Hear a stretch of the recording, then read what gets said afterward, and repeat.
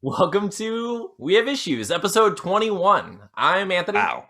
I'm Stevie and Wildcard. every week, Stevie Wildcard and I get together to one-inch death punch all of our issues in the face and do our best to bring something comic booky into the world. Most recently, it's been a semi-autobiographical time travel graphic novel musical. I'm getting a little better at saying that every time I think. You are. It's getting pretty great. And I always try to listen to see what's the new karate move that you're using to break through. It was funny because I was thinking about that and I wasn't sure if anyone realized that I was started doing that because I was like, I need something. I need to, switch it up every once in a while. But anyway, so yeah, we're kicking our problems in the face is the problem. Is the situation. Speaking of, how did you do this week? Did you do okay? I did good. I got one page done in fine pencils right here. And I tested negative for COVID-19, so we're good. We're good, buddy. That sounds fantastic. I'm happy for you. I wasn't worried until you told me that all of that was happening just before we recorded, and I was like, "Oh no! Oh, that's great. Okay, that was a roller coaster. I feel better and worse. And what?" So it's the only test I've ever failed, and I'm thankful that I failed it. So. Yeah, it's true. Oh man, so you had a scare, huh? You had just a slight scare. I was someone that I was in contact with, and I wasn't close to them, but I just wanted to be careful because I have been having bad I don't know if you've noticed how horrible the allergies have been this week, but I've had really bad throat allergies. I have also. My breathing has been bad last couple days too. So then noticed me laboring for breaths. That's what it's been. This morning I woke up and I had my allergy situation that I always contend with, but yeah, otherwise I've had those breathing issues too. So yeah, my voice is a whole octave lower than it normally is. So I was going, "You're a mean one," to Tina because I could get really low for no reason. Yeah, so I'm negative though, and I kind of figured it was because I wasn't feeling worse, but I also was worried that maybe I was just asymptomatic or something. So I wanted to get tested to make sure I wasn't spreading. Being a jerk. Oh. I did not get much writing done this week. I touched on what I was what I had previously worked on and just tried to update it a little bit. Didn't really get much done. I was thinking about the podcast and what we're gonna do next. And well, Steven, I guess we had a good run. This is the end of our podcast. Rip, I guess. Rip Stevie Wildcard and Anthony forever. Sorry, you guys aren't gonna get the. Hello, I'm DJ Death. I'm the rappiest, rhymiest, grim rapper you'll ever see. I'm Deathy Wildside. Card. Wildcard. I'm Deathy Wildcard. /Mick from Slipknot. That's who I am. And we are here to lead you on a journey to the future in which Anthony and Stevie T will do something. Okay, I don't know what they want from us, Steven. What do you think? I have no idea what to do right now. So Mick from Slipknot is just really demanding.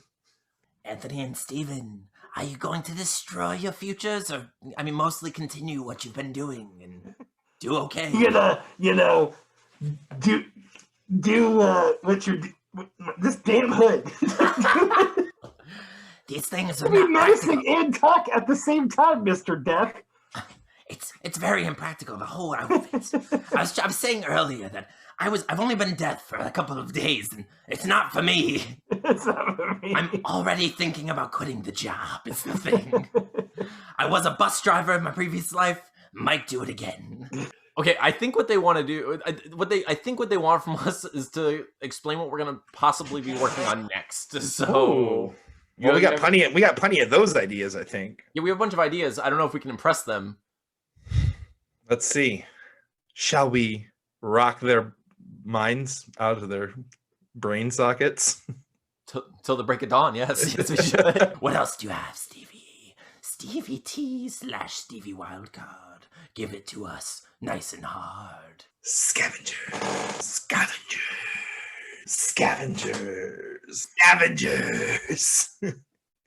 So,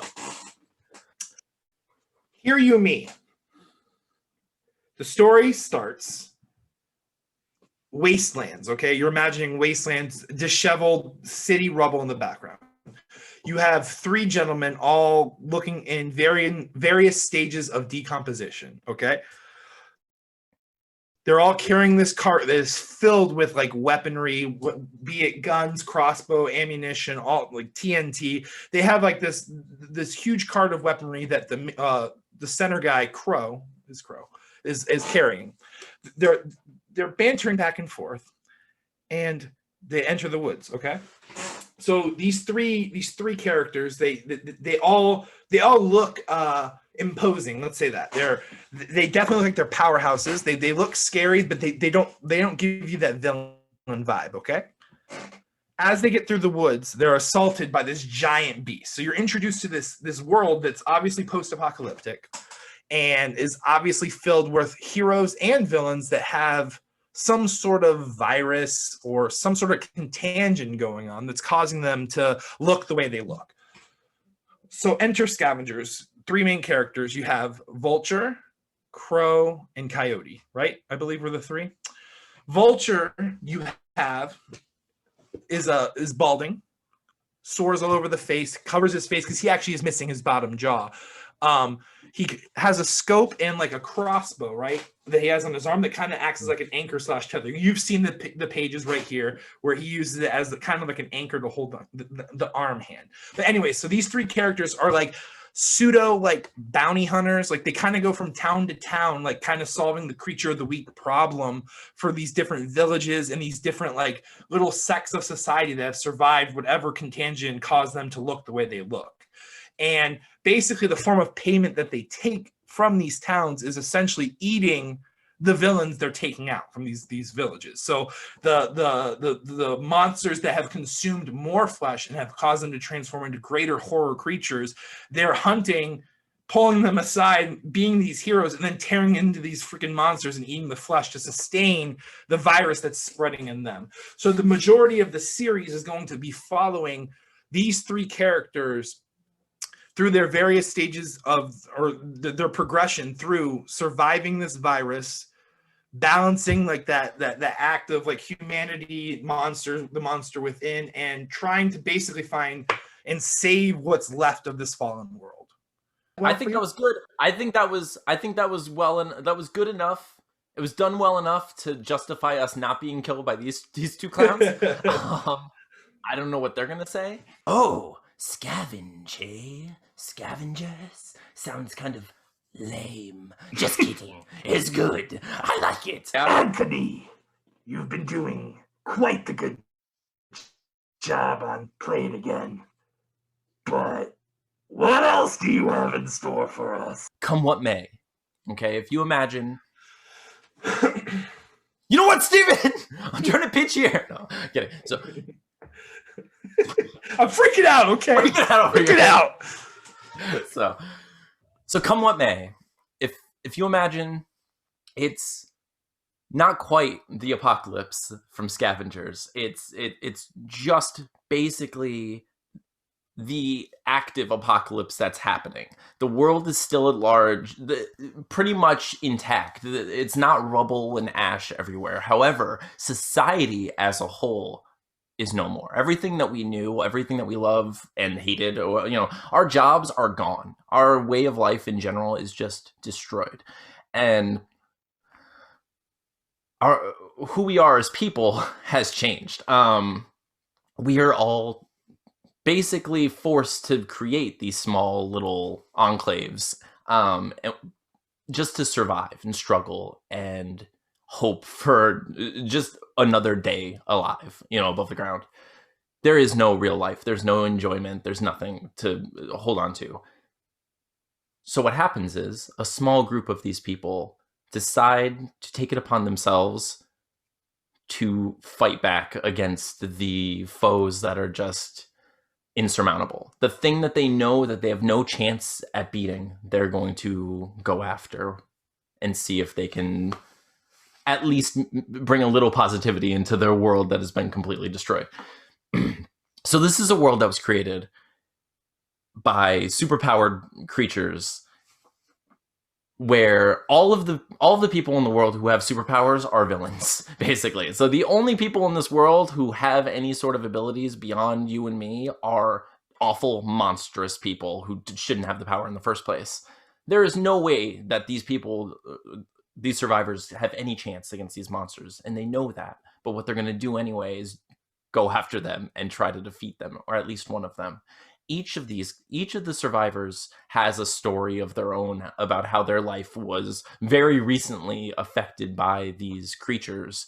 And it's all very personal to them. They each have a thing that they want to avenge in some way, be it their entire life or just one family member or just the way that they were surviving and living or thriving otherwise. But now, in a world that's soon going to turn to rubble, they're going to try to take one last stand against these beasts and these monsters and try to take it back, or at the very least, draw some blood, because that's probably all that they can get. And they know this, but they're going to do it anyway.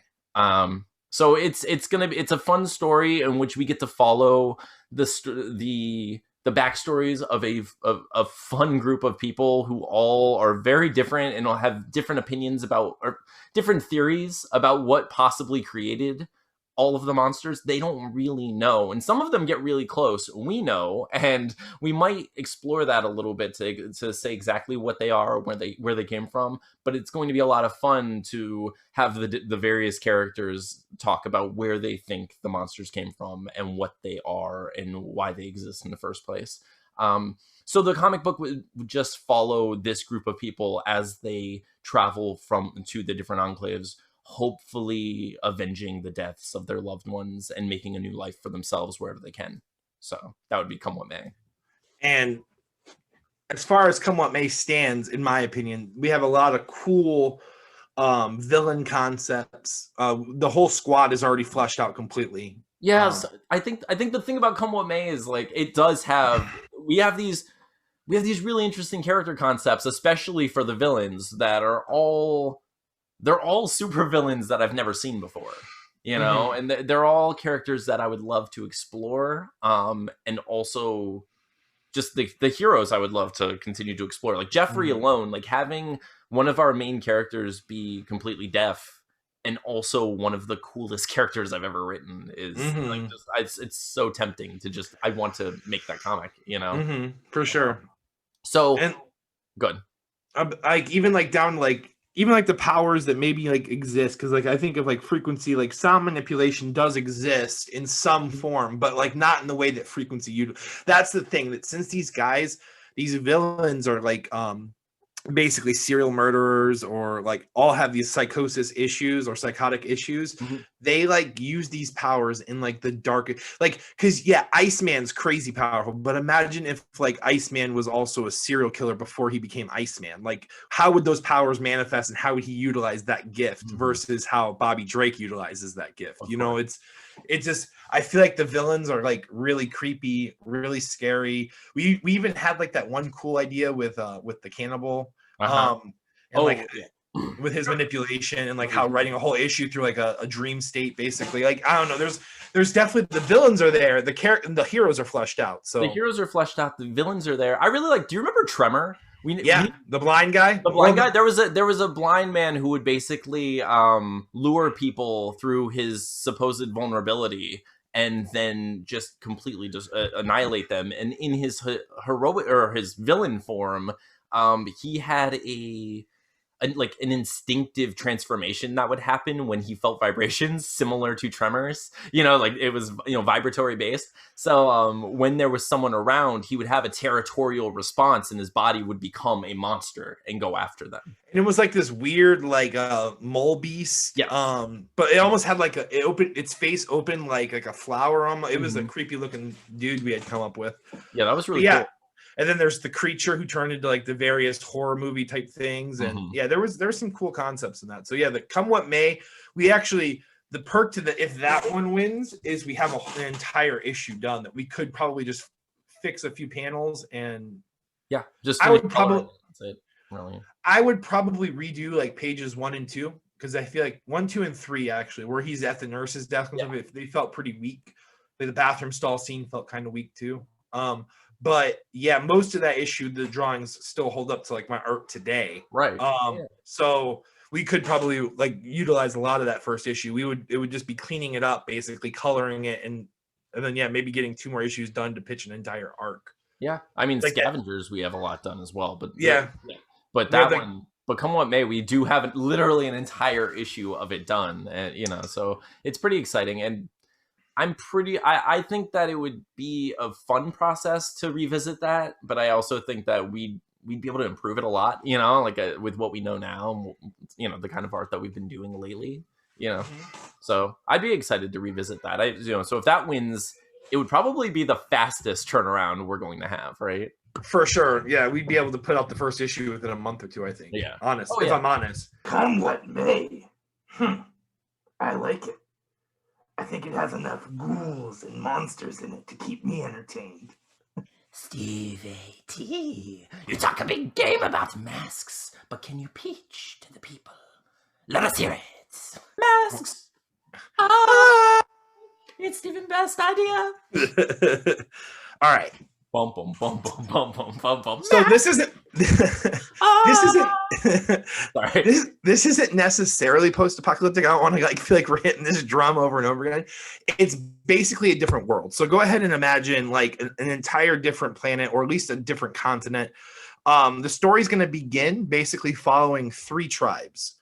So early on, we learn there were formerly 5 tribes, but there's 3 left. Okay.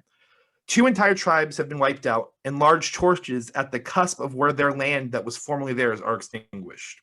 Okay. At the base of each torch is a sort of totemic sigil engraved, which is representative of their heritage, beliefs, and identity. The 3 tribes that remain each possess unique gifts that are exclusive to their fellow clan members. The Invoco tribe are our protagonists. They are nearly extinct, with only 3, a 4th discovered later in the story, remaining. They are led by Virala. Like her fellow clan members, possesses the gift of summoning. Her particular gift is to summon any weaponry she can imagine. Daggers, swords, spears, chains, you name it. If she can imagine it, it's hers to wield. Her second in command is Daneka, and it's her sister by blood. So it's like her, like they're actually like family members. They were sisters in the tribe. Daneka has like the gift of, sorry, I put the phone down because I feel like I'm more organic without it.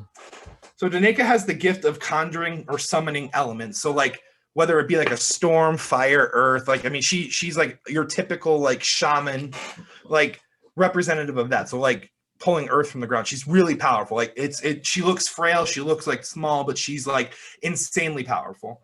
And then the third member of their little clique, his name is Gorothoka, and he's like this, you know, huge brute, like powerful man, like just ginormous dude.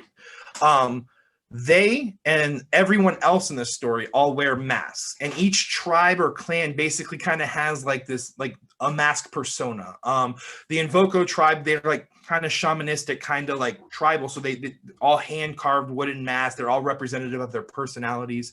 They all look different. Another clan in this story, I call them the Wrath-Filled. I don't really have like a title for them, but they're basically like a clan of barbarians.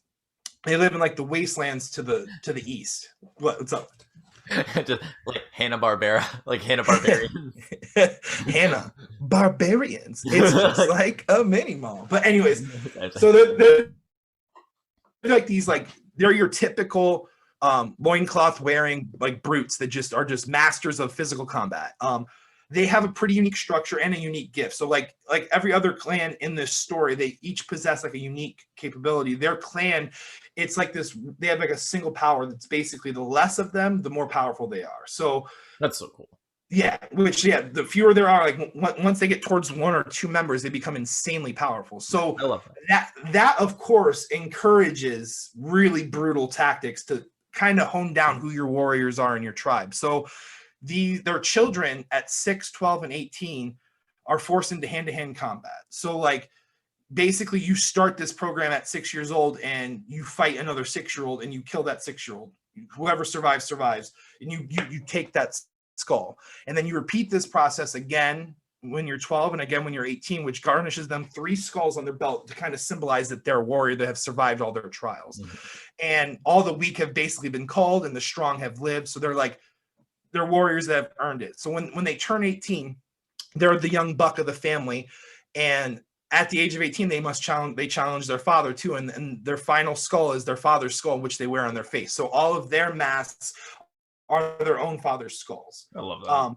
Yeah, it's pretty cool. That's Yeah, I love like that whole tribe story can just be a book in of itself. Like I love that. Yeah, they're pretty cool. And then yeah, I'm excited for them. And then like I came up with the idea with their chieftain is basically this dude that has the skull on his face. He has the belt, but then he also has like these shoulder pads of skulls, and each skull on his shoulder pads are basically all of his sons who have tried to overthrow him, and he's just continued to conquer in combat because he's just the best at what he does.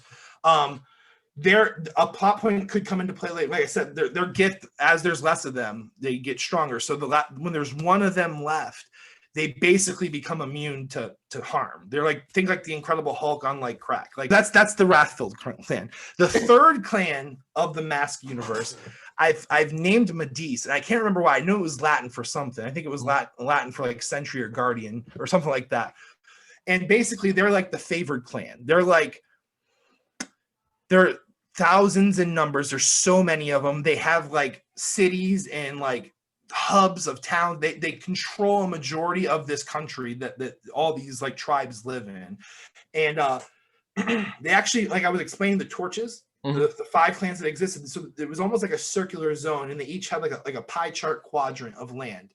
And this clan, Medice, has like conquered their quadrant, conquered the bottom 2 quadrants, and have taken over the center, and they just basically sap resources from everybody. They have a giant like metropolitan area in the center, and their gift, their tribal gift is like guardian magic. So they're like sentries. They're like powerful warriors that can summon like barriers, shield magics. They they have like an army of like Valkyrie, like which are like these like soldiers that summon angelic wings. They can shoot like arrows. They're just an insanely like powerful brigade, and they're the main villains essentially because of like their abilities. So those are the 3 clans. So where I'm with that idea, I have like what we've discussed. There's various things of what the Medice clan. They all have masks as well. Their masks, though, since they have such like an advanced society of people, they've basically developed a class system. So they have poor, they have middle class, they have wealthy. So the wealthier, like the royalty, they all wear precious metal. Like their masks are precious metals, very clean. Precious gems, jewels, like that. And then like, as you go down, like maybe silver, iron, and then like the poor, obviously, whatever scraps they can muster to like everyone just is like chosen, like, they're just latched onto this mask identity. No one wants to show their face in this world, So from there, we're basically following the 3 main characters, which I introduced from Clan Invoco, and basically their clans struggle to survive what's left of what they have. So what I had written for the first issue, which I had shared with you, was basically them assaulting one of Clan Medice's like outer like structure. So Clan Medice, very similar to the Roman Empire, has like a Colosseum not too far from their metropolitan area, and they would basically gather like creatures and like other clans, like tribes in and make them fight for entertainment. So you're basically introduced to Daneka and Gorathoka in the arena. They're versing some huge monster, and they look helpless. They look like they're going to die. And Virala is like in the belly of the city doing something. She's planning like these like summoned bombs, basically is what she do. And that's how you're introduced to the 3 of them. You think the 2 in the arena are like gonna die any second, but then the chains weren't even really holding them back, and then you get introduced to those 3, and they just overtake that entire arena, assassinate the Prince of Medice basically, and throw this whole story into motion. Like that's cool. Yeah. But that final, like, it's like forcing the war to finally happen. So they murder the king's son, and all hell breaks loose from there. Then you have them dealing with the Wrathfield. I mean, because it's basically Medice versus those 2, but of course the Wrathfield aren't necessarily allies of Clan Invoco either. They're just conquerors, so they're gonna kill whoever they find. So that's basically where we're at when we land in that universe. Where we go from there, I don't know. I do feel like it's one of those ideas or concepts that can have a lot of build up, like a very slow build up. Like we can write issue after issue and just really like write characters. I would want each clan to have people you relate to and people you care for. Sure. I think that like I said when you were talking about the Wrathfield, the ones who are the Right, the ones with the skulls. Who? Yeah, those are the Wrathfilled. Wrathfilled, right? Okay, that's what I thought. So yeah, when you were talking about the Wrathfilled, like the first thing that came to my mind was it's basically it feels like the Spartans from 300, but like but even cooler, but like with power. Yeah. It's like Spartans from 300 combined with like Jet Li's The One. Basically, if you marry those two awesome ideas, like I mean, whatever, like execution aside on either side, like whatever you think about 300 or The One, the ideas in general are really cool. Like this, exactly the power of that group and like their all of their ideals, like the ideology as a whole and how strong they were is in what they were up against, otherwise, like how they were able to use the phalanx and go against the whole world. And then Jet Li on that side with The One, like that whole concept of like the power growing immensely, like exponentially as you destroy, deplete the resources around you. Like as you destroy your brothers, you become stronger. That's really interesting, and like I think in like the marriage of those ideas in what you did with the Wrathfilled can be its own series in and of itself. Like I think each of the tribes could easily have like a 3 to 5 issue run of just like their story leading up to the war, basically, and then they can combine. I mean, it could all be one. It could be Masks and like Wrathfilled, and then it's just like 4 issues of them. Then it's the 4 issues of Medeus, and then But because there's just so much you can slowly build on each one. And I think you kind of need those slow builds in order to actually identify and like and care about all of the characters and not feel that any of them are becoming one-dimensional. Because like I do think that like the Wrathfilled in the wrong hands could just be a bunch of brutes who like no one really cares about. But that's such a cool idea, like, for sure. The fact that they have to face their own children and that their children come up against the father and it's pretty intense if you think about it, And like the father is gonna fight and the son is gonna fight with all their might because the bettering of the clan is who survives. Like it's almost like not even an insult. It's just it's their way of life, basically. And and like that chieftain, he can be written in the most barbaric sense, but just as truthful as that barbarian is, like his ideology may seem foreign to us, but it's his religion, like he knows who he is, yeah, dude, for sure. I think it's a great idea. What do you think they think?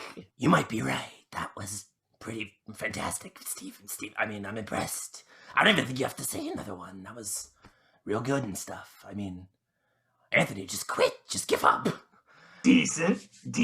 I think Masks has us in the bag, but what else do you have that could possibly stand the test? The last one is Deathless. Are you trying to write a comic without me? Without me? So if you imagine a forever ago, right? Like just early people forever ago. A small group of people come together and they're working as a cult because they want to evoke a power that's going to make each of them just immortal, a power that's going to give them abilities beyond the imagination. They want to rule the world, or at the very least be the most powerful people in the world, like so many others that we're all familiar with. So while they're doing this, a couple among their ranks have doubts, they second guess it. They realize that it's too dangerous. No one should ever have that kind of power. And they basically go forth with this ritual that calls upon a guardian to stop the power from coming that these other people are trying to summon. So this cult is trying to summon this power, this otherworldly thing into them, basically like a demonic entity that's going to just be inside of them and give them immortality. Two of the cult members branch off and they summon a guardian, a golem, like a gargoyle. And they look to a nearby statue and they invoke this power from another realm, a similar power to the great power that they're trying to get within themselves, but not quite as strong. So they get this golem. They create a guardian. It awakens. It opens its eyes, and they give it its mission. Its sole mission is to stop the power. So it immediately just brings the entire place down and crumbles just destroys these people as they're, as they bring this power about. So, and as all of the cultists are destroyed, the golem just crumbles. Like the monster, for the statue itself, just whittles into nothing. So years pass, and as the years pass, other people stumble upon the same ritual, and a small faction is created, right?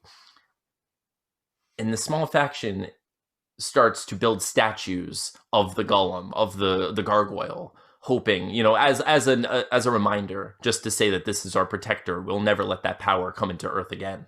But for centuries, every so often, a group of people will come together and they will summon this creature. They will try to get the power within themselves, and when they do, that guardian golem is awakened once again, and it enters whatever body is nearby that has been created for it as a vessel, and its only mission is to take out that power. So every time this power is summoned into our world, the golem is awakened again. Flash forward. So where our story actually begins is modern day. We're in a dorm, and it's a group of just silly metalhead stoner people, just like basically like us when we were teens. The campfire scene Yes. of Lost Boys. Exactly, it's the campfire scene of the Lost Boys. It's just a bunch of kids just being stupid. Like none of them want ultimate power. They don't care to rule the world. They are literally just messing around on the internet, looking up, like going down rabbit holes that we are all familiar with these days. So a couple of them stumble upon this ritual, and they think it would be funny to do it. So they get all this stuff together, and they start having this party, and they're playing music, and they're drinking and doing all this stuff, and they start performing this ritual. And as they do it, they summon that great power. They summon that immortality within them, and 4 of them all become these large beasts and just can't control what's happening to them, and all just break through, break out of the place, and they leave.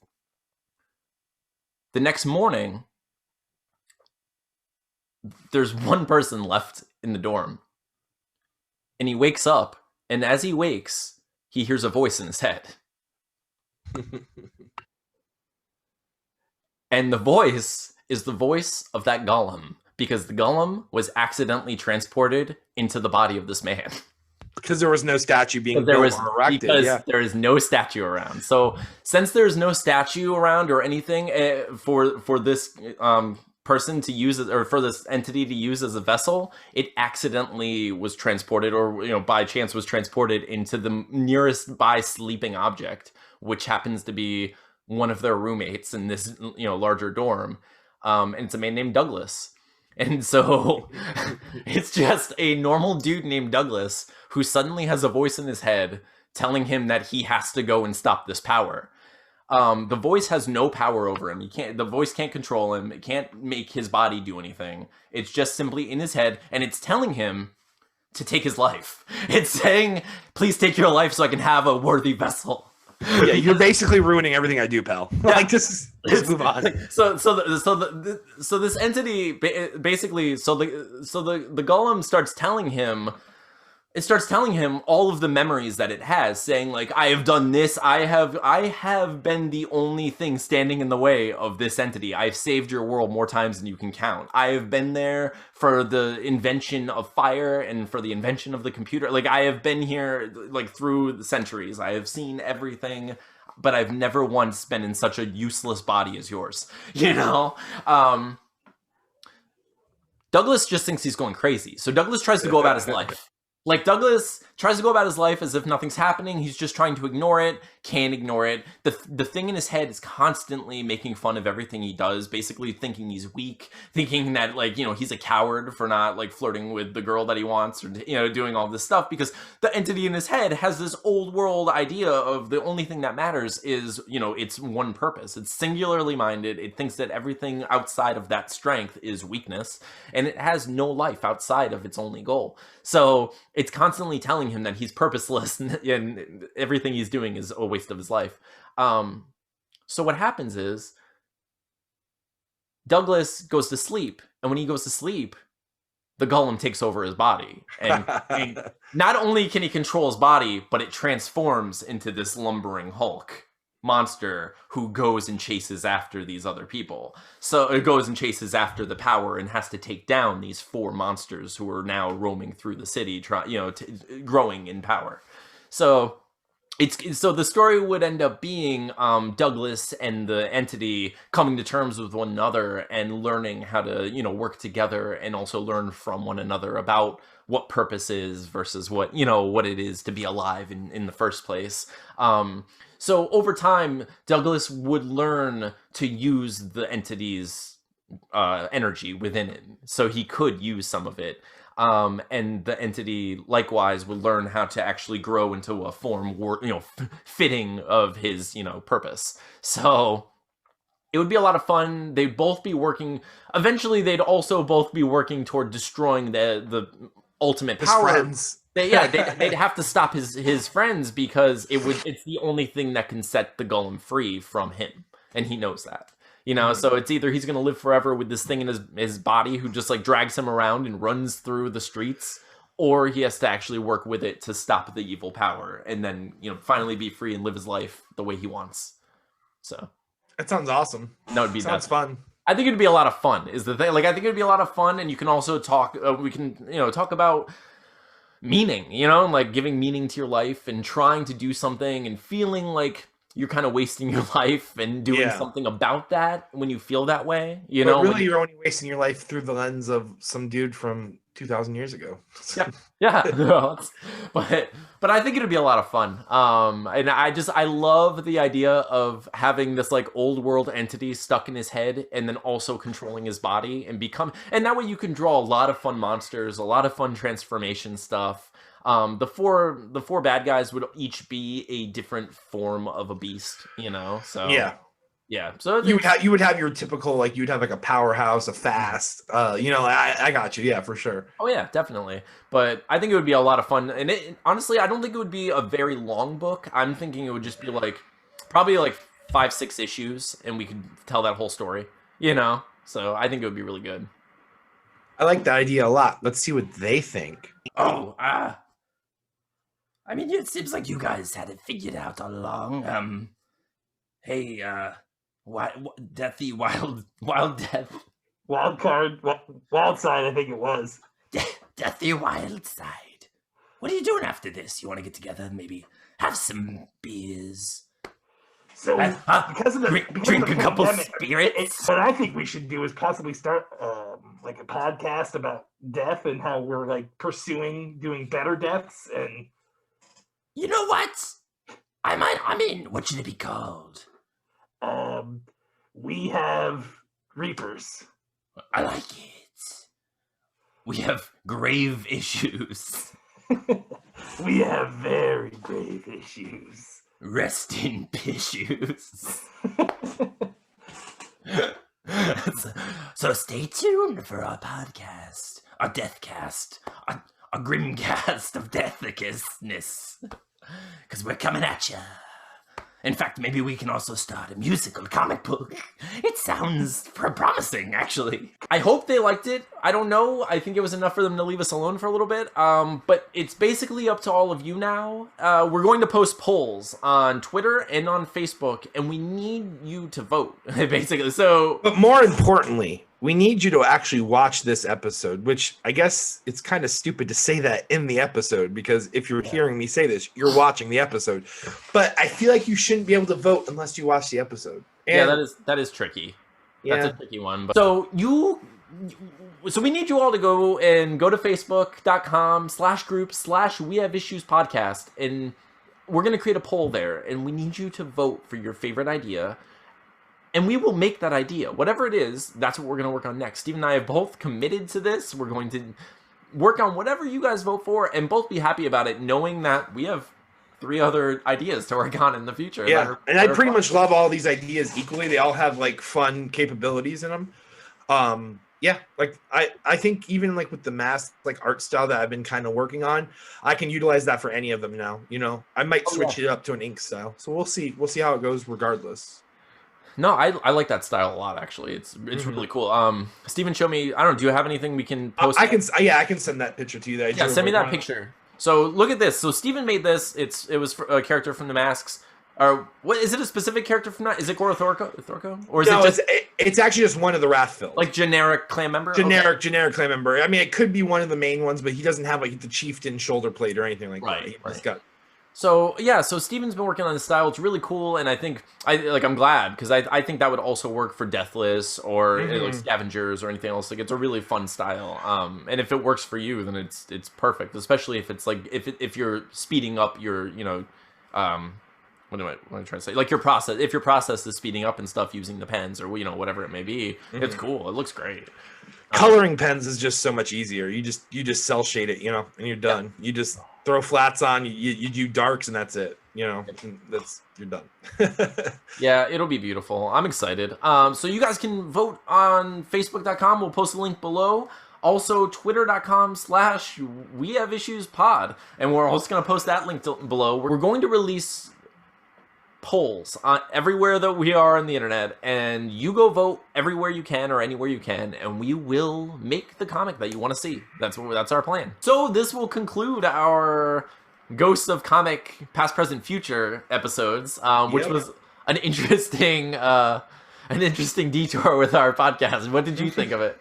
I had fun with it. It was really nice to revisit where we've been, where we are, and where we're going. It's a good way to kind of just set the stage so people know us a little better, because something I've always liked when it comes to content creators and just people in general that I really like to hear the inner workings of their mind, basically. Like, I am like obsessed with like Casey interviews when it comes to the Deer Hunter, or like Claudio interviews. Like, I just want to hear what they're thinking, what ideas they have, because man, they're just big nerds too. Like, you like watch Claudio's interviews. He's so excited for the things that he has going on in his head, and like, I love that type of stuff. So I'm just trying to like let you guys in on what we've worked on and what we want to work on and who we are basically as people, because if you like listening to us, I'm sure you're interested to some extent of who we are and where we came from. So it's just a group of crickets going, nah.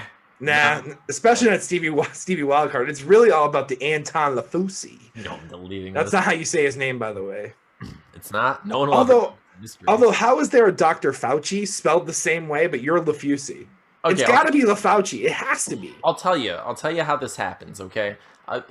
Imagine if you were a Bostonian and you were just like, my last name is Carr, it would be Ka, right? That's what you would say. So like what I'm thinking is that like my family lived in different various places, and instead of holding to a traditional pronunciation of a word, changed with their, wherever their location was or whatever, dialect they would. Makes sense. Because I'm sure that there are people, I'm probably related to people who say Fauci or Fauci or, different, they're Fucci, and so I honestly don't care. I don't care. I'm not like when I was a youngin, like young little like Antoine Star Puncher, I'd get mad when people would call me different things, but I don't care at all, even a little bit. Like if however you want to say my last name, enjoy. Good. Let's do this. Yeah. My last name is Todd, just like the first name Todd. Yeah, but it's spelled Todd. Todddd.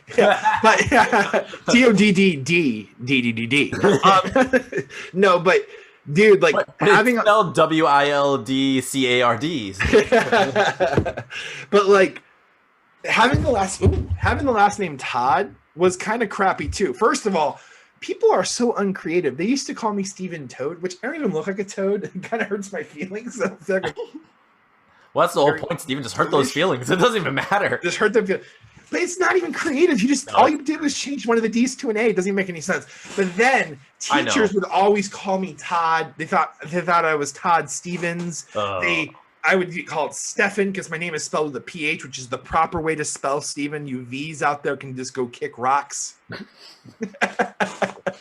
But heard me kick rocks happen. It's gonna happen. But so I kind of talked about this with Anthony beforehand earlier when we were filming, but I don't know if that's gonna make the cut. But my wife and I celebrated our 4-year wedding anniversary. We've been together since 2007, but I was a piece of crap and we didn't get married until much, much later. But she got me this awesome sign to hang up in the Stevie Wildcard. Oh, it's so good. Steven, it's so cool. It's so cool. It's so real. It's so cool. So yeah, she's awesome. Amazing. That's such a good gift. Oh my god. One of these days we need to have Tina on the podcast. She says she likes to be the mystery person, but I mean, people have seen her. I mean, I have pictures of her, but we could probably host her one time. This is what she looks like without shoes on. No, for all you foot fetish guys out there. There you go. Ooh. It's gonna be my foot, just so you know, so don't get too. So how's your week been, Steven? It's been good. It's been a good week. Aside from that scare, but you learned that was good news. So yeah, that's good news. I really do think that Tina really did have it. Like, you know, they said it didn't make it. I mean, we don't really like to talk about this stuff, but they say it didn't make it to Florida till like March. But Tina was sick last January and February. For like 3 weeks. There's no way I've never seen Tina that sick. She was so sick that, like, because we never really go to the doctor, she went to a walk-in clinic twice. Wow. Yeah. Yeah, and she had 104-degree fever for like 2 or 3 weeks straight. Couldn't breathe. I mean, it definitely was what she had. But yeah, hopefully 2021 puts it all behind us. I hope. Yeah, dude. I've been having a really good year, actually, dude. 2020 was a good year for Tina and I too. I mean, but so far, 2021 so far has been phenomenal for me. Like, I can't even explain. You know what? Okay, I'll tell you a true story, Steven. This is stupid. This doesn't mean anything. I'm gonna leave it in the podcast because, like, it's just something that's been going through my brain lately. I had a very, very, very, very close call in the car recently. I got in the car, I was driving to go pick up Deathless, and it was just like, it was a really bad traffic, it was crazy. I pull up to light, and I'm waiting, and I see my time. I'm like, I'm gonna go.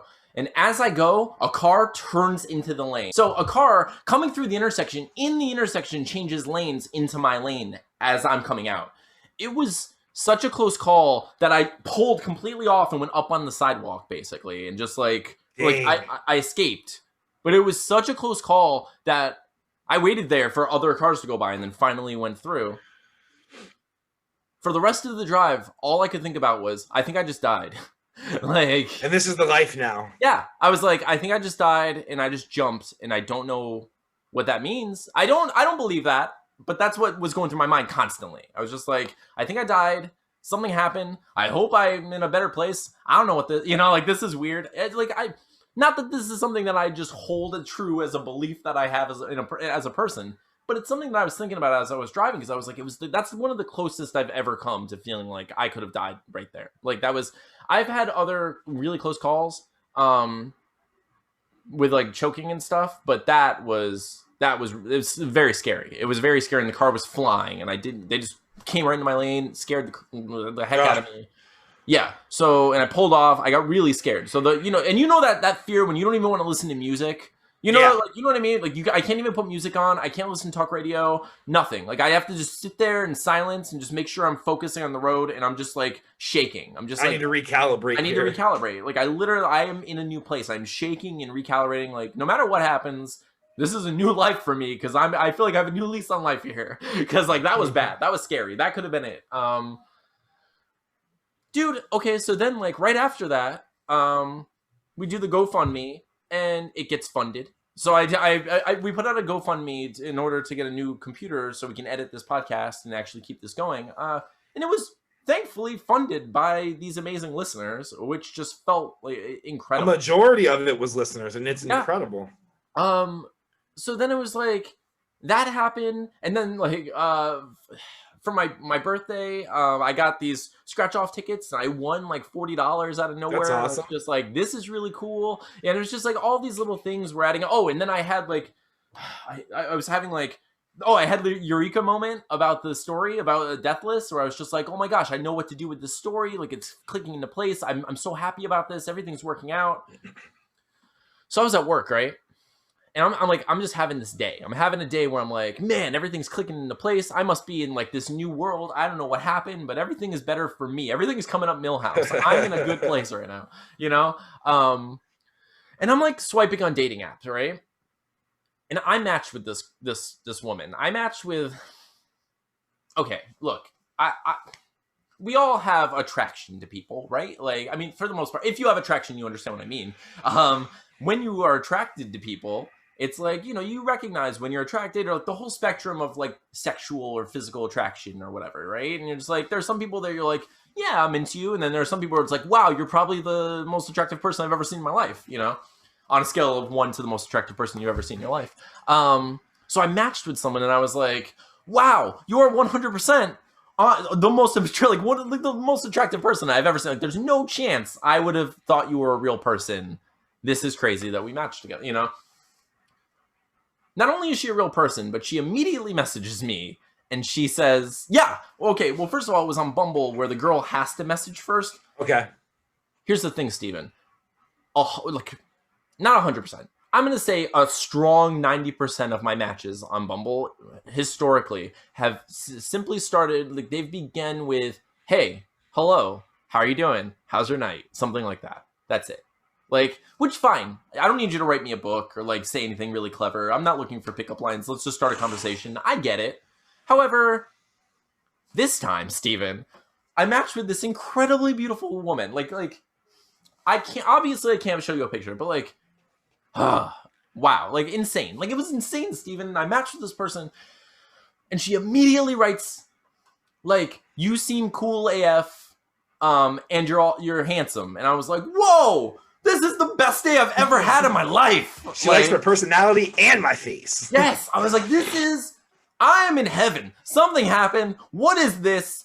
Maybe I definitely died, but it was a good thing. Sorry about your luck. Pass to Anthony. I'm moving forward, you know? So, dude, so she's like, she says all that, and then she's like, how's your day going? And I was like, freaking phenomenal. You know? I was like, I can't even. So this is what I say to her. So I write back and I'm like, honestly, I feel like I slipped into a parallel universe because my day's going so well. I was like, so I made some kind of like, so I made a joke where I was like, I feel like I slipped into a parallel universe because my day's going so well. Do you have good movies here? Does it rain frogs? What's the catch? Like, I made like that joke of like, I'm in a parallel universe, which is a good test to see if you're the type of person that like should be talking to me in general, because that's the kind of nonsense that I say just, you know, all the time. And you better love it. Right. But she didn't, Steven. She didn't love it. She was like, that's weird. And I was like, oh, too weird? And she's like she was just like, oh, well, anyway, like, you know, I was like just completely dismissive. But then, so she dismissed the joke, and I was like, oh, man, probably not the girl for me. You're very pretty. Oh, man, you know, like a little disappointed. And then she wrote something along the lines of like, what you're here for, or something, like just like awful, like the worst possible grammar situation where it was just like the sentence almost didn't make sense. I knew what she was trying to say, but it was one of those, it was so discouraging that I just unmatched with her. I was just like, I can't sully this heaven that I'm living in by failing the test of this superficiality, right? Yeah. Nope. Nope. Just keep moving. But Steven, I learned a lot about myself because I got to Butterwick, one of the prettiest people I've ever seen in my entire life, Steven. I was like, you didn't like the joke, the you don't like the things that I do. I can tell. Not the girl for me, right? Like that. Yeah. I think, and it's okay. I think I did the right thing. I think I did the right thing, and like I've had all the regrets about it because she was so pretty. No, I'm kidding. I've had no regrets about it, which is really cool. Like, it made me feel, I was like, I learned a lot about myself that I was willing to just be like, no, it's okay. We're clearly not compatible, and I can tell that right away. I'm not in a place where I'm going to be dismissing obvious red flags anymore. I'm done with that. Like, I have other ways I can tell stories and like live an interesting life. I don't need to like throw myself into like every abyss that comes my way, you know? Mm-hmm. And that wasn't a euphemism. Sounded like a euphemism, but it wasn't. It was not. I meant abyss. All right. Well, thank you all for listening to this episode of We Have Issues. Please remember to vote if you liked any of the ideas at all, or if you're having trouble picking an idea, just toss a coin. I know there are 4 ideas. Toss 2 coins. I don't know how that works. You figure out the math. Figure out which one you like the best and what you would like to see, because we are excited to hear your opinions. So visit facebook.com/group/We Have Issues podcast or twitter.com/We Have Issues pod. The links are all down below. Click on those. answer the polls, and you get to contribute to the podcast and, you know, figure out what we're doing in the future. So thank you all for listening to this. Thank you for following through our Ghosted Christmas Past, Present, and Future. Next week's episode is just going to be back to our normal shenanigans, probably talking about dating and such. Ostriches, Quasimodo. Steven, so what do you plan on doing next week before we close? I would like to finish penciling another page. Like my whole plan now is to keep 2 and 2. So since I have 4 blues, I want to get, you know, 2 full pencils done, and then 2 more blues, 2 pencils done. I just want to keep up like a nice pipeline. Yeah, I like that. Makes sense. This is my week where Atlas goes with his mom. I plan on finishing the book. I'm gonna do it this week. I'm gonna make myself. You got this. You I got this, brother. I'm gonna finish it this week. I'm gonna sit down. I'm gonna dedicate my time. I'm gonna prove that I can do it, and I'm gonna finish the book, and then I'm gonna be excited to. How long do you think we should keep the poll up? Should we keep it up for like a few days? Should we keep it up for? I think we get to choose if it's a few days or 24 hours. I think probably maybe till like a week. I think we should do it till the next podcast. So I'll try to do it a full week. I'll see if we can. I think that's an option. So we'll do our best. So I hope to hear from all of you. I can't wait to get your votes. Thank you all for listening. You can find us on Instagram at instagram.com/wehaveissuespodcast and all the other places that we listed today. We really appreciate you so much. Thank you so much for listening to We Have Issues. I'm Anthony. I'm Stevie Wildcard.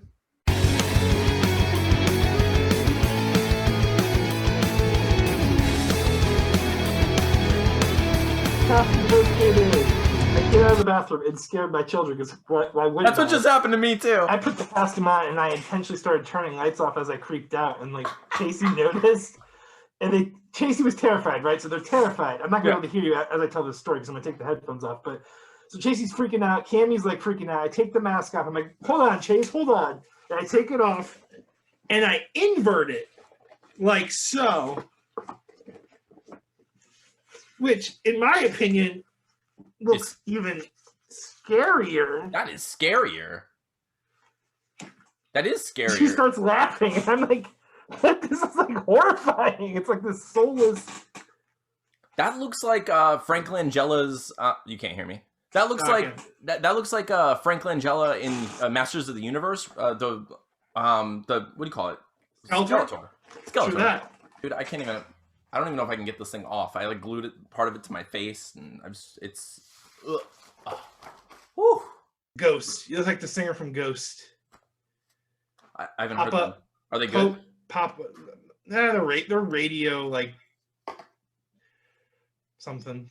They're good for radio rock. When I was a young boy, a young ghost. Dude, there was just memes that was like that I read one time where someone typed in when I was like, he was just telling a story about his dad. Yeah. And he was like, when I was a young boy, like my dad used to have this thing called the bean jar, and he would blah blah blah blah. And then the comment below was like, I just read that as My Chemical Romance. When I was a young boy, my father had this thing he called the bean jar. It was so good. It was like so like. Oh, that's amazing. Tickled me. Oh, yeah, dude. I don't know what effect this stuff's going to have on my skin. It's probably not going to be good. It'll be interesting, and I'll talk about it on the podcast. I'm sure. So, oh well. But, ooh. Sexy death one. Like, we gotta...